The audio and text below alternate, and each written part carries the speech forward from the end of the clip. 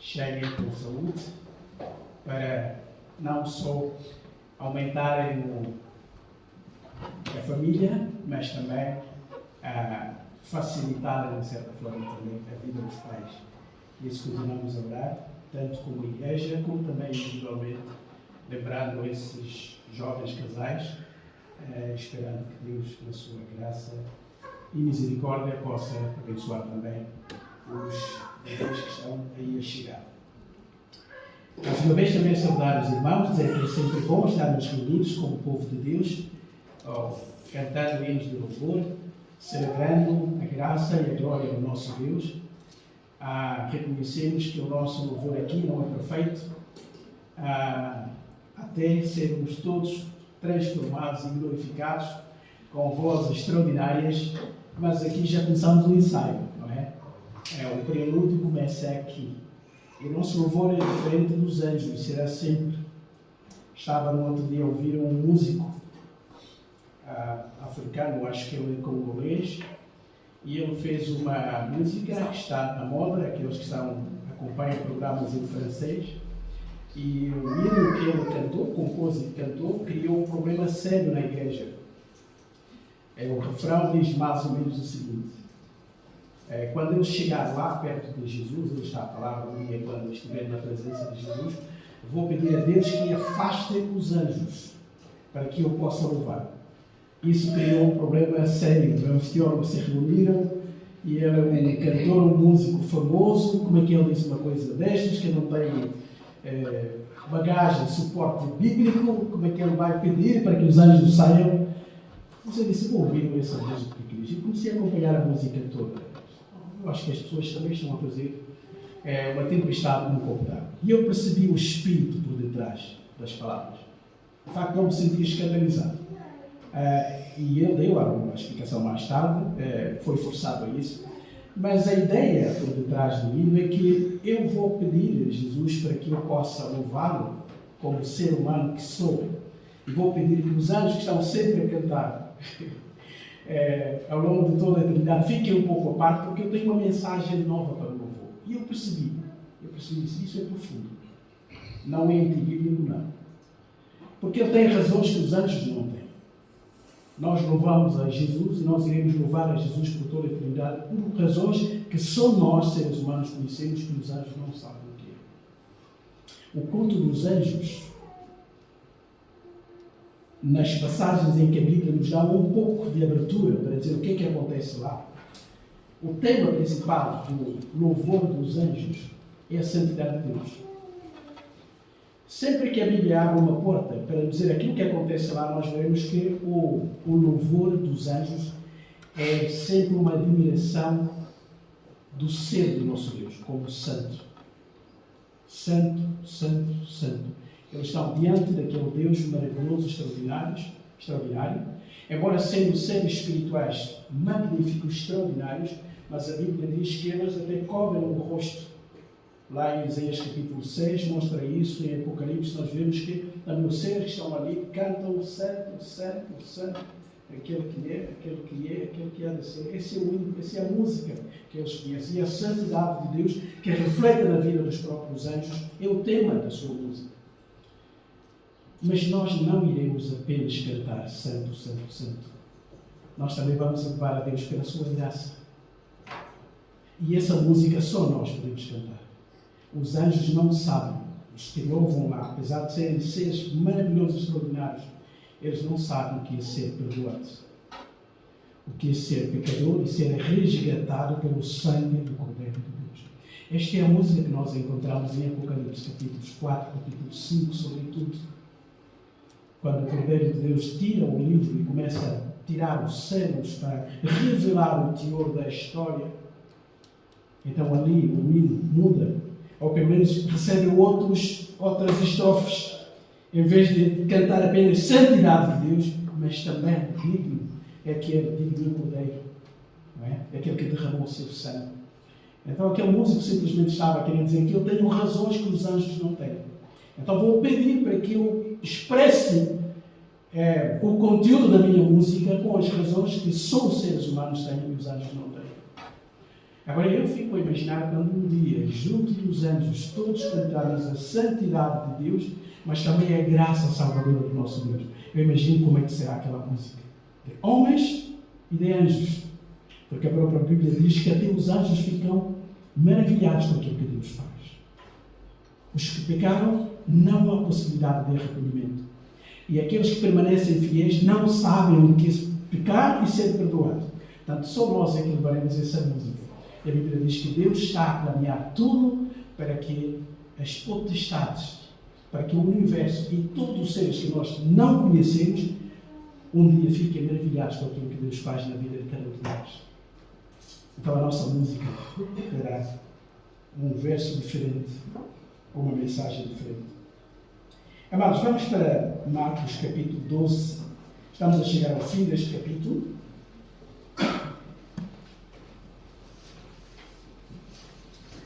E Marcos e Lucas relatam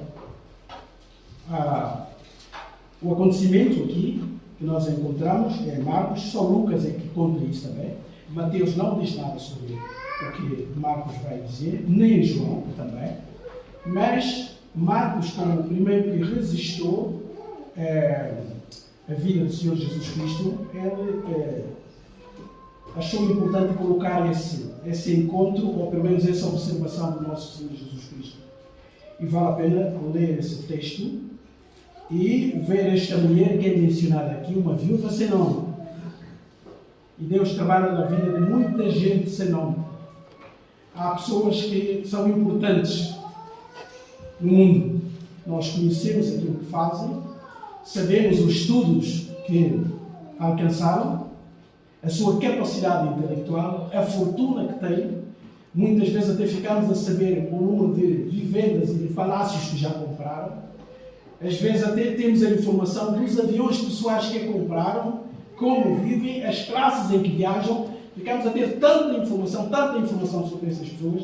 Mas curiosamente a Bíblia às vezes apresenta-nos pessoas sem sequer mencionar o seu nome. É o caso desta mulher aqui. Apenas conhecemos duas coisas sobre ela e aquilo que Jesus vai revelar, como só ele pode observar. Então vou ler a partir do versículo 41. Marcos capítulo 12, a partir do versículo 41. Diz assim a palavra do nosso Deus.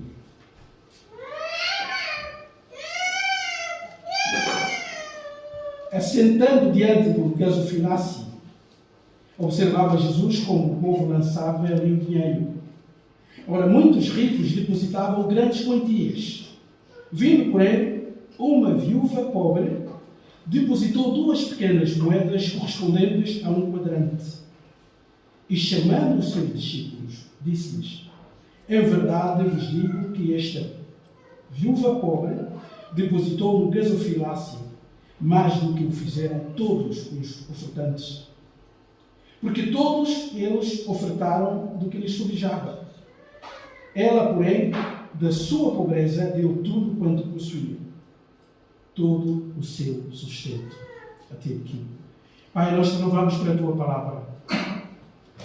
Louvamos, Senhor, pela tua revelação. Esse livro maravilhoso que fala do teu amor e que nos apresenta o teu grande plano de salvação. E a partir da sua mensagem, nós recebemos fé, que também é dádiva tua. Cremos no teu Filho, arrependidos e confessando o seu senhorio sobre as nossas vidas. E, Pai, obrigado por aquilo que tu continuas a fazer nas nossas vidas e também nas nossas famílias. Obrigado pela forma como continuas a alimentar as nossas almas com a tua palavra. Abençoa-nos esta manhã, fala aos nossos corações e que o grande revelador, o Espírito Santo, ensine a cada um de nós a escolher. Que Ele se mova no nosso coração, no nosso meio, toque os nossos corações, sensibilize as nossas mentes e produza a mudança que é necessária em cada um de nós. Fala ao teu povo, Pai Santo. Ajuda-me a mim também na comunicação da tua palavra, para que seja claro, honesto, leal e comunicar aquilo que tu queres também para cada um de nós esta manhã. Eu que te peço e agradeço. Em nome do Senhor Jesus. Amém. Como nós já vimos, temos vindo a observar, Marcos é o evangelista mais resumido na sua informação, e ele apresenta Jesus Cristo como, o Senhor Jesus como o Cristo, o Filho de Deus. É bom a gente, às vezes, pegar na Bíblia, abrir qualquer passagem e ler e achar que aquilo é mensagem para nós. Deus é soberano e pode trazer uma mensagem para o nosso coração, porque Ele sabe qual é o estado do nosso coração. E nós não precisamos de folhear muitas vezes a Bíblia para encontrarmos a palavra, porque ela não contém a palavra, ela é a palavra de Deus.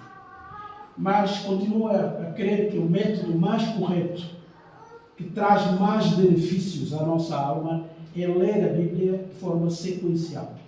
É estudá-la de forma sequencial e seguida.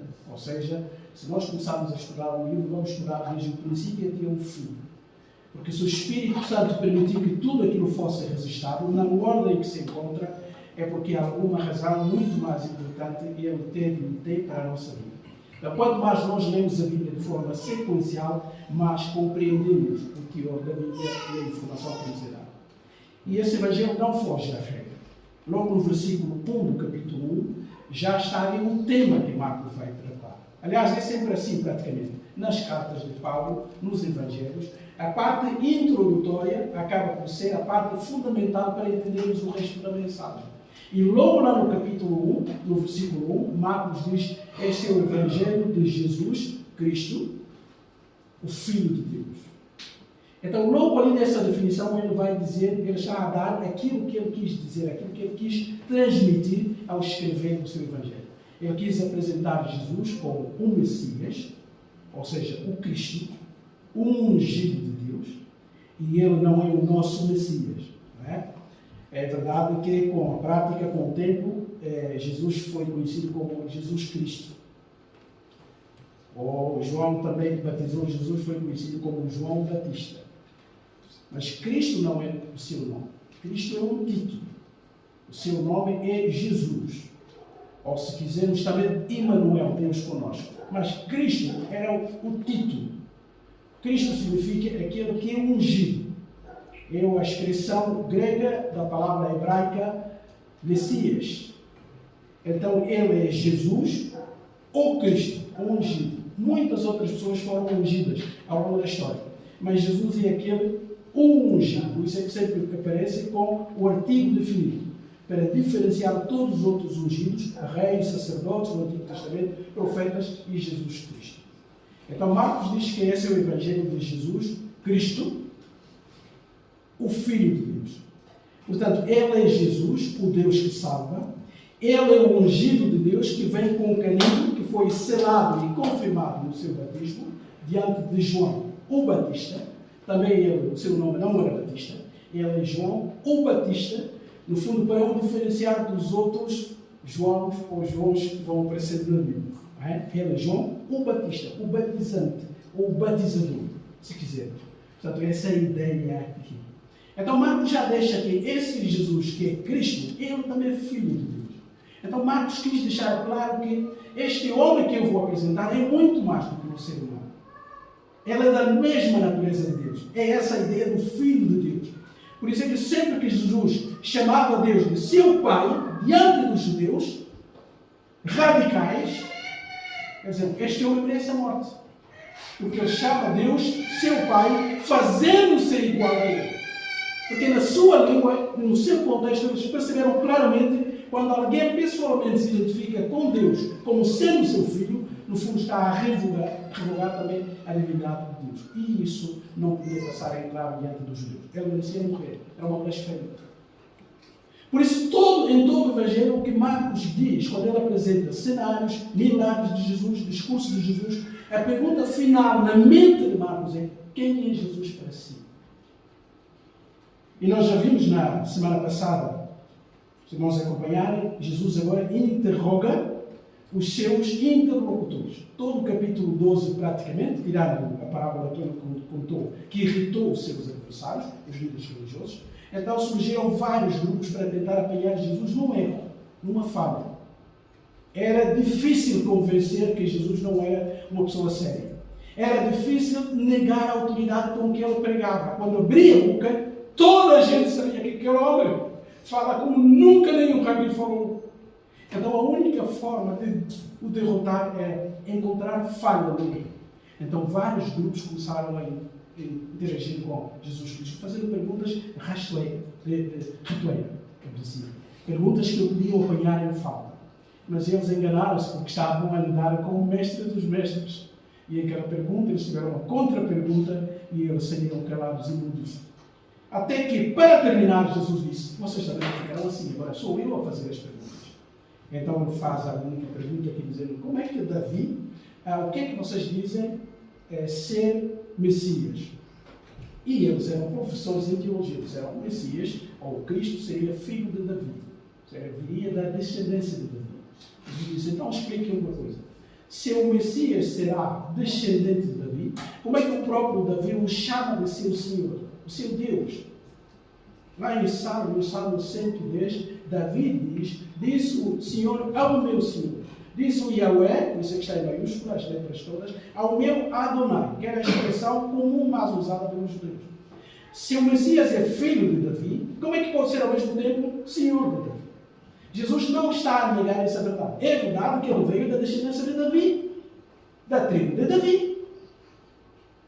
Em termos de sangue, em termos de genética, Jesus veio exatamente da linhagem de Davi. Jesus não está a negar isso, não está a contradizer o que as Escrituras afirmam. Mas Jesus está a dizer: deve haver alguma relação entre Davi e o Messias, para que esse Davi, que é o rei, que era a figura mais exaltada, em Israel não havia ninguém superior ao rei, ele é que definia quem vivia ou quem morria. Então, se Davi chama o seu filho ou o seu descendente de Senhor, é porque tem que haver uma relação em que Davi é inferior em relação. Como é que Davi chama ao seu descendente de Senhor? E os irmãos acompanharam, se lembram, ele fez essa pergunta e o texto bíblico diz que eles já não tiveram resposta para Jesus. Não é? Então Jesus aproveita o momento, já que eram os escribas a fazer essa abordagem, eram os mestres, os mais religiosos, os mais santos de todo Israel. Jesus então se vira para o povo, vira-se para o povo e diz assim, para terem cuidado com os fariseus, porque eles normalmente faziam tudo para se mostrarem. A sua religião era mais uma autopromoção religiosa. E muitos de nós pecamos por isso. Cometemos esse pecado com muita frequência. Nós vivemos a nossa religiosidade tentando provar aos outros de que somos melhores, somos os bons, somos os infalíveis. E facilmente a acusação dos outros vem à nossa boca com muita facilidade. E os escribas eram especialistas, gostavam de lugares de destaque. Toda a gente tinha que saber quem é quem. Eu lembro quando eu era pequeno, ainda jovem. Sou ainda, mas ainda mais jovem.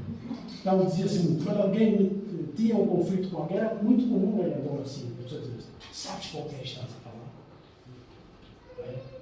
E a gente, quando via aquilo, ficava logo a tremer. Não sabia se era um general, se era um coronel, e podia acabar com a nossa vida. Então, sempre que ela dizia: tu sabes com quem estás a falar, a gente ficava a tremer. Só que depois virou moda. Toda a gente já usava isso para intimidar o outro. Dizia: sabes com quem estás a falar? E praticamente acabava a discussão. Né? E aqueles mais teimosos diziam: e tu sabes com quem estás a falar? Porque a nossa tendência humana é provar quem é quem. E os escribas faziam isso. Veja lá o que Jesus diz sobre eles. Versículo 38. Eles gostam de andar de vestes talares. Era uma espécie de robes brancos. Eles andavam na rua e eram identificados de longe. É como a gente identifica um polícia, um médico, etc., pela roupa que usa. Logo de longe já sabemos qual é a profissão daquela pessoa. É o doutor, é o chefe, etc., etc. E eles, como religiosos de top, então andavam com esses vestidos longos e logo eram reconhecidos. Para quê? Para ganharem respeito das pessoas. E saudações nas praças. Eles chegavam nas praças, ficavam na esquina. E como pessoas diferenciadas e bem vestidas, toda a gente sabia quem eram. Então chegavam ali, mestre, rabi, rabone, ou até pai. Por isso Jesus disse: não chameis ninguém pai ou mestre. Ele estava a dizer que não podemos chamar ninguém no mundo de pai ou de mestre. Ele estava a combater aquele fanatismo religioso. Porque os fariseus, os escribas, já não queriam ser tratados pelo nome. Tinha que haver aquela importância. Como alguém dizia, não deixe de deixar de ver o nome. Tem que dizer pastor.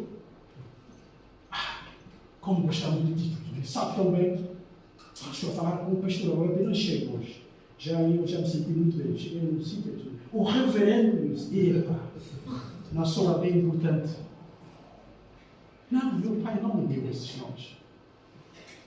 No meu bilhete de identidade não há isso. Eles buscavam isso. Serem tratados por pais espirituais, mestres extraordinários. Por isso é que eles ficavam à parte para receber saudações. E mais, diz o texto ainda, versículo 39. E das primeiras cadeiras nas sinagogas. Eles não se sentavam em qualquer sítio quando havia reuniões de oração. As sinagogas eram formadas assim, havia um espaço para o leitor da Torá, da lei. Mas nos bancos à frente estavam destacados. E quando um escriba entrava, ele não ficava no banco de trás. Não. Eu sou escriba. Conheço melhor a teologia do que todos que estão aqui sentados, provavelmente. O meu banco é aí à frente. Toda a gente tinha que saber que eu estive presente naquele culto. Então escolhiam os primeiros lugares. Mas não era só isso, até nas festas também. Quando havia festas, os escribas estavam lá presentes, não aceitavam qualquer lugar. Tinha que ser num sofá, que é assim que eles sentavam, encostavam. Mas ali à frente, perto do anfitrião que organizou a festa. Assim, logo a sua presença, o local onde estavam, já identificava, já os diferenciava de toda a gente que estava naquela festa. Eles gostavam disso. E mais, pior ainda, eles aproveitavam-se das pessoas fracas, frágeis, diz aqui o texto bíblico, que devoravam as casas das viúvas. O texto não diz claramente por intenção imoral ou sexual, não. Mas a ideia que era para conseguir tudo aquilo que aquelas pobres senhoras tinham. Então, para conseguir sacar o pouco que aquelas pessoas tinham, eles entravam em suas casas, faziam aquelas visitas espirituais, entre aspas, e passavam um longo tempo de orações até que a viúva tirasse tudo que estava em casa e entregasse. Até podia ser por uma boa motivação. Mas eles faziam questão disso. Não bastavam as regalias que eles tinham diante do sacerdócio, diante da liderança religiosa, mas também sacavam tudo que aquelas pobres senhoras tinham. Ser viúva já era uma situação difícil. Mas eles eram dominados pela ganância de tal forma que até usavam a sua espiritualidade, ficando horas e horas na casa daquelas senhoras, pelo menos para saírem de lá com um pouco de pão e azeite ou de qualquer outra coisa. E Jesus diz que esses vão sofrer um severo juízo. Deus vai chamar conta a essa gente que devia estar a servir, mas que estava ali para se servir, orgulhosa, cheia de si. Quando na verdade eram pobres interiormente. E eu não tenho dúvidas, é com base nisso que Jesus, que Marcos vai mencionar, é o que segue, que nós acabamos de ler aqui. Por isso é que é bom lermos sempre o livro todo, porque apanhamos o contexto. Ele falou de viúvas que eram exploradas pelos escribas e, diz o texto bíblico, assentado diante do gasofilácio. Gasofilácio é uma transliteração da palavra grega aqui. O que era um gasofilácio? Era um conjunto de depositários, eram caixas, quase tinham uma forma de um chifre, uma trombeta, mais ou menos, e eram 13. 12 para todas as tribos de Israel e havia outro ao lado, eram 13. Estavam no muro, ou na parte que limitava entre aquela parte das mulheres judias e a parte dos homens. Como sabem, o templo, que é a casa de Deus, que foi a casa para todas as nações, foi de tal forma tão construída que ela própria já criava um obstáculo. Os gentios, mesmo convertidos ao judaísmo, que eram chamados de prosélitos, tinham uma área onde ficavam. E não podiam colocar os pés, nem sequer na área onde as mulheres judias podiam estar. Estava um aviso, diz o historiador, que havia mesmo um aviso escrito. Qualquer gentio que tiver o atrevimento de colocar o seu pé do lado dos não-judeus, ou dos judeus, então ele era responsável pela sua própria morte. E foi aquele lado, aquele espaço, que os próprios judeus usavam para o comércio, onde Jesus virou as mesas. Porque nem sequer havia espaço para os gentios adorarem a Deus. Vejam lá, por causa da ganância. E essa liderança religiosa é que recebia os benefícios todos financeiros disso. Mas depois dessa praça para os gentios, havia então uma praça especial para as mulheres judias. Elas não podiam cultuar com os homens. Até hoje, provavelmente, é assim. Nas sinagogas era assim. Era só espaço para os homens, e quando se abriu a oportunidade das mulheres, algumas participarem, o seu lugar era muito à parte. E hoje, quem vai a Israel vê isso, lá no mundo das lamentações. Quando se faz as eleições, nós estávamos no lado, nós, que turistas e aqueles dos religiosos lá, de um lado, só de homens. E a senhora estava do outro lado com o ombro tapado. Não é? Firenze usa alguns buracos para espreitar o que é que se passa do lado dos homens, mas ficam de um lado. Eles podem adorar a Deus, mas o lado feminino é outro. E há igrejas que optam por isso. Até hoje, conheço igrejas em alguns países, onde na igreja os homens sentam-se todos de um lado e as mulheres todas do outro lado. Talvez com boas intenções, mas eu acho que isso é ir um pouco longe para preservar o que quer que seja. Então havia esse espaço para as mulheres. E entre, então, o espaço dos gentios e o espaço das mulheres, é que eram colocadas aquelas 13 caixas, digamos assim, que as pessoas depositavam, ou as pessoas depositavam as ofertas. Portanto, dar ofertas na igreja não é uma invenção dos nossos tempos. O que nós combatemos é essa ênfase exagerada, que muitas igrejas, muitas denominações fazem. Os cultos praticamente giram em torno de ofertas e de isso, traga isso. Quanto mais trouxer, Deus vai abençoar mais. E é um comércio. Líderes, pastores, profetas, apóstolos exploram o povo que vive mal. E eles têm vivendas quase em toda parte. Vi uma vivenda, chegamos a ver lá em Jerusalém, grande, de um grande líder religioso num país da América Central. Suga toda aquela gente pobre para trazer tudo, o ouro, brincos e tudo. E ele tem uma casa lá, tem uma casa na Europa, tem uma casa até em Jerusalém, uma das cidades mais caras do mundo. No princípio, ao fim quase, o culto está em torno de benefícios. Isso é que está errado. Agora, levantar ofertas, o crente responder ou participar com os bens que Deus lhe dá, não é antibíblico, não. A prova está aqui. É que mesmo no tempo de Jesus ainda havia aquelas caixas para as pessoas porem as ofertas. E por alguma razão, diz o texto bíblico, Jesus chegou perto do lado das ofertas e ficou sentado a observar. Agora vejam lá o que ele vai fazer, o que ele vai dizer. Mais uma vez o objetivo de Marcos é mostrar que Jesus era muito mais do que um ser humano. Porque o que ele faz aqui, o que ele diz aqui, ou ele era Deus, ou era uma mentira escandalosa. Vejam lá o que diz o texto. Assentando-se diante de gasofilácio, observava Jesus como o povo lançava ali o dinheiro. Ele já tinha agitado o templo, já tinha expulso as pessoas, já tinha condenado a liderança religiosa, agora ele fica ali para olhar como é que as pessoas depositavam as suas ofertas. Ele não proíbe, ele próprio deu ofertas, com toda certeza, pagou o imposto. Nós sabemos que Jesus até pagou o imposto. Quando não tinha, ele usou também o seu poder, mandou Pedro pescar, ensinou peixe com anel e pagou o imposto. Jesus era um cidadão exemplar, como qualquer crente deve ser no seu país. Ser crente, pertencer ao reino de Deus, não significa isenção dos nossos deveres civis. Não! Isso é uma revolução reprovável. O crente tem que ser o melhor dos cidadãos no país. Ele pertence a um outro reino, mas enquanto estiver aqui, ele tem que ser um exemplar como cidadão. Jesus era exemplo disso, apesar de ser o que é. Ele ficava ali observando. E diz o texto bíblico, vejam. Ora, muitos ricos depositavam grandes quantias. Que aquilo era público. Então cada pessoa chegava e oferecia. Irmãos, há escândalos que se fazem em nome do Evangelho. Eu vi um culto. Aliás, um só não, mas um deles eu fiquei irritado por dentro. É que no momento do culto, para se levantarem as ofertas, quem estava a dirigir o culto, claro, em combino, em consonância com a liderança da igreja, aqueles que têm, vamos usar a nossa moeda aqui, aqueles que têm 5 euros, podem passar. E a oferta é dada em fila, lá de trás até o depósito. Agora os que contribuem com 10 euros, e estão todos ali, alguns até a exibirem com marcha, com dança, as suas notas de 10 euros. Chegam, depositam e voltam. Agora aqueles que têm 20, e ele foi subindo até os 100 euros. Claro que ele usou uma outra moeda que eu não vou mencionar aqui.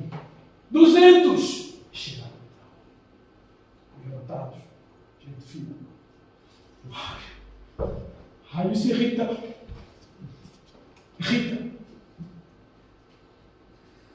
Isto não é envergonhado, porque só tinha moedas naquele livro. Ou não é envergonhar aqueles que foram os primeiros a dar 5 euros, quando alguém pode dar 200 numa oferta só. Porquê? Porque essa exibição toda. E sempre que essa gente o faz e vai sentar em um outro domingo, eles se tornam os donos da igreja. Porque eles só vêm na vez das notas de 200. Que Deus não permita. Essa gente continua a enganar o povo. Uma arrogância vã. Eles observavam os ricos que traziam grandes quantidades. Agora vejam. Vindo, porém, uma viúva pobre, nós não sabemos o nome dessa mulher, as únicas 2 referências é que ela era uma viúva e era pobre. Porque às vezes a Bíblia faz referência a viúvas sem mencionar que eram pobres. Porque a viúva podia herdar também os bens do seu marido. E havia viúvas de renome na sociedade, como há até hoje. Mas a destacar, sempre que ela aparece ali o adjetivo que era pobre, é mesmo para contrariar ou para contrapor aquilo que Jesus vai dizer no fim. Diz assim, veio essa mulher pobre, depositou 2 pequenas moedas correspondentes a um quadrado. Mais ou menos é 128, aqueles que gostam de matemática, 128 avos de um denário. É a moeda de cobre a mais pequena que existia. Talvez só dava para um pedaço de pão e talvez qualquer centímetros de azeite para a mulher. É o mínimo que essa mulher tinha. Então Jesus observa aquele cenário dos ricos que chegavam, depositavam suas moedas, não sei se havia notas na altura, não sei, mas com toda a pompa, e chega essa mulher, coloca aquelas 2 moedas e Jesus observa. Agora ele chama os seus discípulos e diz aos discípulos. Agora vejam a afirmação dele aqui. É isso que diferencia Jesus de todas as outras pessoas. Porque diz o seguinte. Disse então Jesus aos seus discípulos. Amém! Aqui vem em verdade. Sempre que na nossa língua aparece no Novo Testamento, ou na verdade, ou em verdade, a palavra original é amém. Então, quando alguém queria afirmar algo sério, quer dizer, amém, com toda a certeza, é verdade, eu vos digo isso. Então, aquilo que estava a dizer era sério. E quando alguém repetia isso, então, muito mais sério. Como Jesus faz, sobretudo no Evangelho de João. É verdade, eu vos digo o quê? Ali vem, amém, eu vos digo. Isso é sério. E o que Jesus está a afirmar aqui não é uma suposição, ele não desconfiou da promessa, não, ele está a dizer com toda a certeza do mundo. É verdade, vos digo que esta viúva pobre, mais uma vez, a pobreza ligada à viuvez, depositou no gasofilácio mais do que o fizeram todos os ofertantes. Espera aí.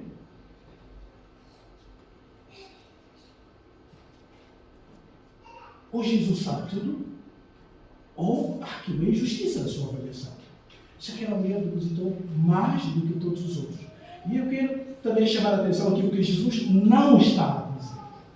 Ele não está a dizer que a oferta vale pela sua quantidade reduzida. As pessoas leem esse texto e dizem, Deus não se importa. Leva lá as Marias, chega. Não é isso que Jesus está a ensinar. Não é isso. Quanto mais abençoado, como diz o apóstolo Paulo, com bens espirituais, devemos também contribuir para o reino de Deus e aquilo que são as necessidades. Qualquer pessoa responsável faz isso. Pertenço a uma família e eu tenho que gastar em prol da família. Eu pertenço a uma igreja, família de fé, e eu tenho que contribuir com os dons que Deus me dá. E quanto mais, melhor. Jesus não está a ensinar nada aqui que a oferta vale pela sua redução em termos de quantidade. Não é isso. Um crente verdadeiro que não contribui no serviço do Senhor não está a honrar o seu Deus. Que ele dá vida, força, trabalho, saúde, etc, etc. Jesus está a diferenciar aqui entre algo que nós dispensamos na nossa oferta, que não nos faz falta, e aquilo que nos faz falta. Essa é a grande diferença. Porque vejam o que o texto diz. Ela depositou no gasofilácio mais do que o fizeram todos os ofertantes. Significa que Jesus conhecia o coração de todos. Como é que ele pode fazer uma avaliação dessas? Será que ele conhecia toda a gente em termos pessoais? Claro que não. Mas como é que ele sabia que essa mulher deu muito mais em termos de significado que todos os outros que estavam lá? É porque Jesus conhecia o coração de cada um. Se calhar até conhecia a conta bancária de cada um. E Marcos quer dizer que Jesus era muito mais do que um ser humano. Muito mais do que um religioso. Muito mais do que um rabino. Muito mais do que um moralista. É alguém que conhecia os corações. Porque vê a justificação. Veja o versículo 44. Porquê? Não está. Porquê que ele chegou a essa conclusão? Porque todos eles, ou seja, os outros, ofertaram o que lhes sobrava. Em termos de quantidade, deram muito mais do que aquela mulher. Incomparavelmente muito mais. Mas deram aquilo que já não precisavam. Mas nós pecamos aqui muitas vezes, não é? Damos a Deus a sobra do nosso tempo. Estudamos a Bíblia quando fazemos tudo, vemos as novelas todas, fazemos tudo, a internet, navegamos e não temos mais nada, não há novidade ali. Agora vou deixar passar 2 minutos para ler a Bíblia. Migalhas!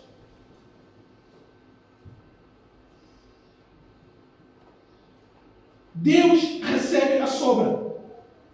O que Jesus está a condenar é que eles deram, em termos de quantidade, deram muito mais. Em termos de valor monetário. Mas em termos de motivação, deram aquilo que já não fazia falta. É como a gente vê naquelas roupas que se dão para ajuda aos pobres. Quando os trabalhadores voluntários ficam a abrir aquelas caixas, às vezes o que sai dali é vergonhoso. Roupa sem botões, todos rasgados, comidos pelas pessoas. Isso já não serve para nada, então põe-lhe para os pobres. Não façamos isso não. Não. É ofender a dignidade do ser humano que Deus criou a nossa imagem e semelhança. Se não quisermos dar, que não demos. Mas dar aquilo que não vale só para parecermos que damos alguma coisa, Jesus está a dizer que isto era o que subjuga, que já não fazia falta. Que o Espírito Santo nos convença.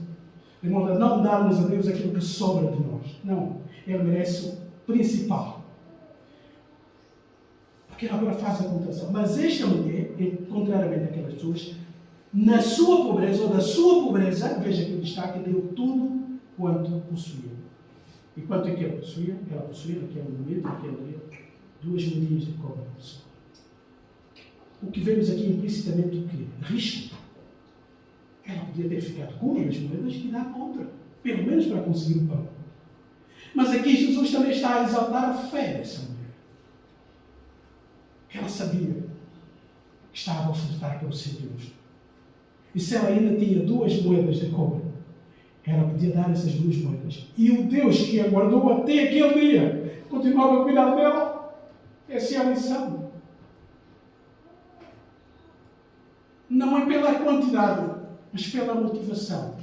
Ou seja, não para despacharmos o que já não precisamos, mas para darmos e sentirmos falta daquilo que damos. É essa a diferença bíblica. A oferta vale não pela quantidade ou pelo ato de dar, mas pela falta que aquilo que damos nos faz. É pessoas que sabem dividir o seu tempo, os seus recursos, e muitas vezes vão fazer falta. E eu vou terminar aqui, antes de passarmos para o nosso tempo de ceia, uma jovem que foi comigo a Guiné, ela é da área médica, e ela decidiu, gostava de servir aos outros. Só que não conseguia, então estava a pensar, quando eu terminar, chegar à reforma, vou fazer o serviço, etc. E conversando, para resumir aqui, também pode vou fazer hoje. E ela não tinha espaço para quem estava no hospital, com turnos, etc, etc. Resumindo, uma vez ela disse, eu vou fazê-lo, vou reduzir o meu tempo de férias. Então, em vez de eu ter 1 mês de férias, eu vou ter 2 semanas de férias, e as outras 2 semanas eu vou viajar para ajudar as senhoras com questões de higiene, etc, etc. Então, viajo connosco para a Guiné. Irmãos, ela conta-me mais tarde que a vida dela mudou. Desde aquela viagem. Ela se sentiu mais útil durante todos os anos em que ela trabalhou como profissional. Mas custou-lhe as férias, não custou? Em vez de ficar 4 semanas a descansar aí, a esperar, e ela disse, não, vou trabalhar no duro. Sol, 40 graus. Ela esteve ali 2 semanas, na tabanca, sentado no chão, comendo com as mãos. Pessoa que nunca comeu com as mãos. Rebolado com aquelas senhoras todas, fazendo tudo para que aquelas senhoras, pelo menos, tenham algum cuidado de higiene. E ela voltou feliz na vida. Já passaram alguns anos, mas sempre que nos encontramos, ela repete isso. E ela diz, pastor, não imagina como Deus mudou a minha vida, a minha perspectiva do uso do meu tempo.